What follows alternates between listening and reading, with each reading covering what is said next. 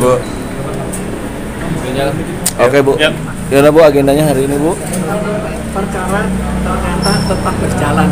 Jadi tetap dilanjutkan dan bahkan dari pihak Bluebird ada yang sudah dipanggil. Lalu saya mengkoreksi apa yang dilakukan oleh yang dikatakan. Salah satunya adalah bahwa dikatakan saya sudah dibayar. Dibayarnya oleh anaknya. Lalu yang membayar hanya Purnomo, padahal diberikan saham saya diambil oleh Purnomo dan Chandra. Tapi yang paling lucu, saya belum mengajukan mundur, sudah dibayar tahun 1999. Sedangkan saya mengajukan saja tahun 2001. Dan mereka dalam aktenya mengatakan saya mundur tahun 2001. Jadi kan bagaimana? Mana kebenarannya? Lalu juga tidak ada kwitansi, tidak ada apa-apa. Jadi kan ketahuan bohongnya.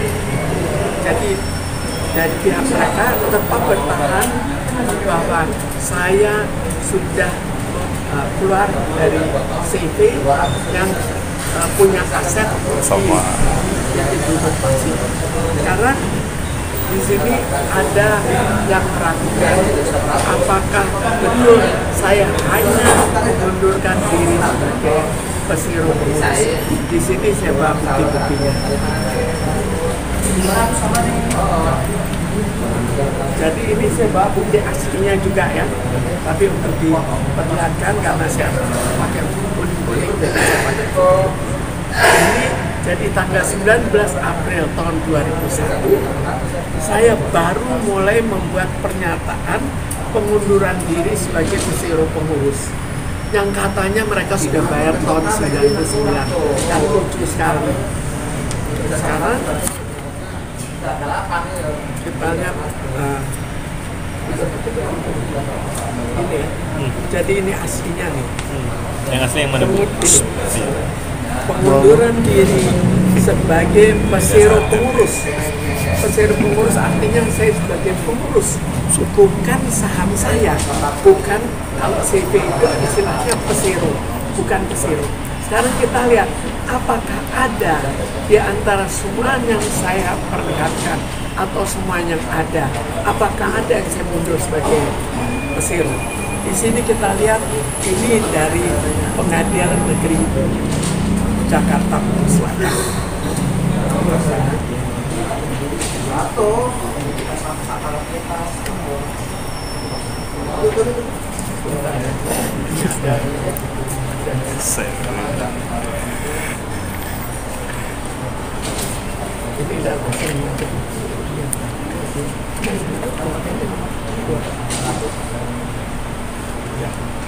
Ini Pengadilan Negeri Jakarta Pusat. Di sini juga ditulis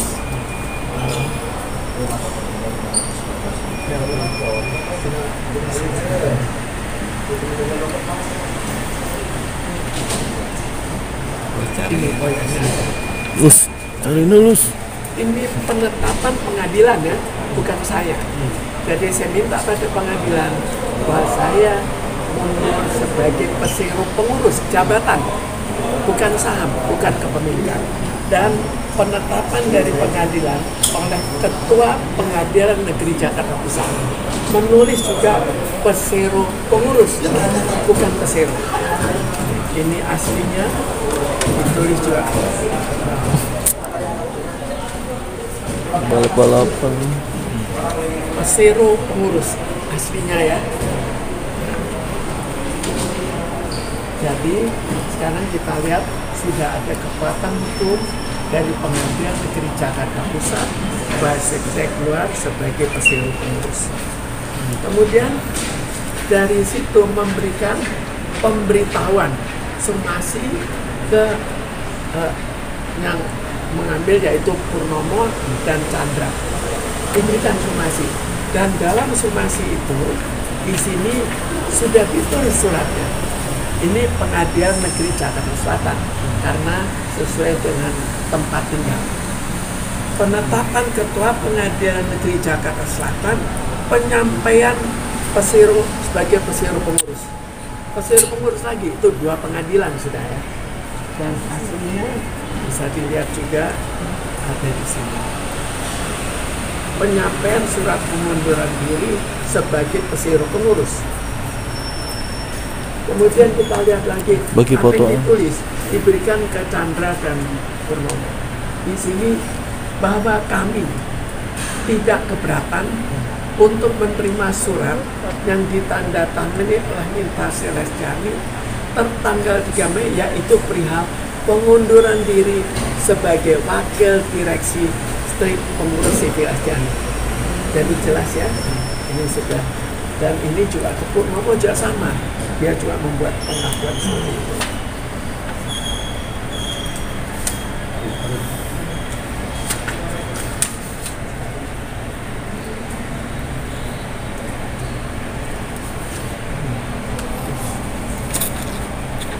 Kemudian karena dari April tidak pernah ada kelanjutan, sudah ada surat dari Pengadilan Negeri Jakarta Pusat, Jakarta Selatan tetap tidak dihiraukan.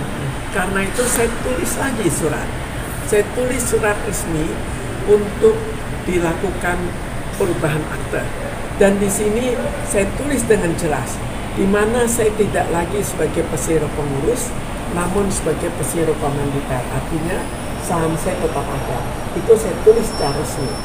Dan mundur sebagai pengurus atau mundur sebagai pesiro itu sifatnya volunteer, sifatnya sukarela. Jadi kalau saya sudah tulis seperti ini dan mereka salah tangkap, mereka harus berunding, itu peraturannya.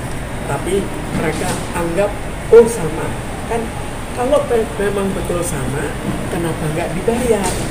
Itu kan jadi dia putar-putarnya di situ. Kemudian kita lihat apa yang terjadi. Jadi akhirnya mereka minta notaris pidana untuk menulis bahwa saya mundur sebagai pesero, mundur dalam kepemilikan saham. Itu yang dibuat mahkamah. Padahal saya hanya mundur dalam jabatan. Kalaupun mundur sebagai pemilik, kan mestinya saya dapat uang. Ini juga nggak dapat uang. Jadi mereka bolak-balik untuk keperluan uang mereka tidak membayar, tapi mengatakan oh sudah dibayar uang, tapi untuk keperluan kepengurusan mereka balik. Saya mundur sebagai pengurus, dibalik mundur sebagai pesiro. Di sini saya lihat pasal 3. Jadi di sini ada secara hukum, ada anggaran dasar yang menulis bahwa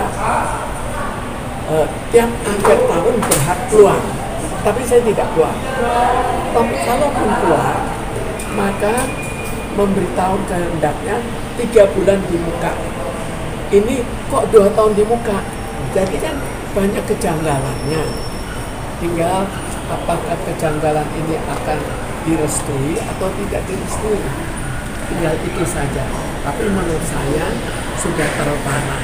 Jadi terlalu banyak cacatnya. Pertama, dikatakan sudah dibayar tahun 99. Tapi tahun 99 itu membayar atas rekening dari anaknya. Itu masih nggak apa-apa. Tapi kok membayar kan harus ada. Untuk keperluan apa? Ini tidak ada. Lalu ini dibayar untuk membeli hak saya yang dibeli oleh Purnomo dan dibeli oleh Chandra. Kalau betul demikian, kenapa Chandra nggak bayar? Hanya satu yang bayar. Kenapa tidak ada kwitansi? Yang paling aneh kan sudah masa belum tahu saya mau keluar kok sudah bayar. Ya, ini yang ingin saya perlihatkan bahwa sebetulnya persoalannya sangat-sangat sederhana, tapi manipulasinya terlalu berlebih. Sangat sederhana karena saya keluar hanya dari jabatan saya sebagai pengurus, tapi harta saya diambil tanpa bayar. Ini yang pertama. Jadi sebetulnya ada keterlaluan menurut saya. Nomor ya.